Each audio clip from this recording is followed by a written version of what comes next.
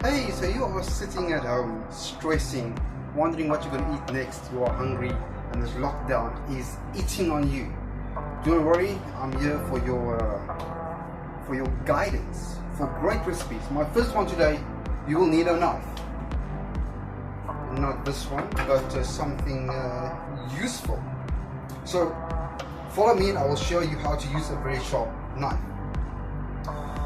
Be very careful not to cut yourself, because this thing is razor sharp. Okay, this side, be careful.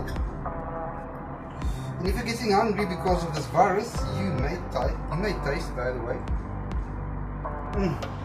Lovely.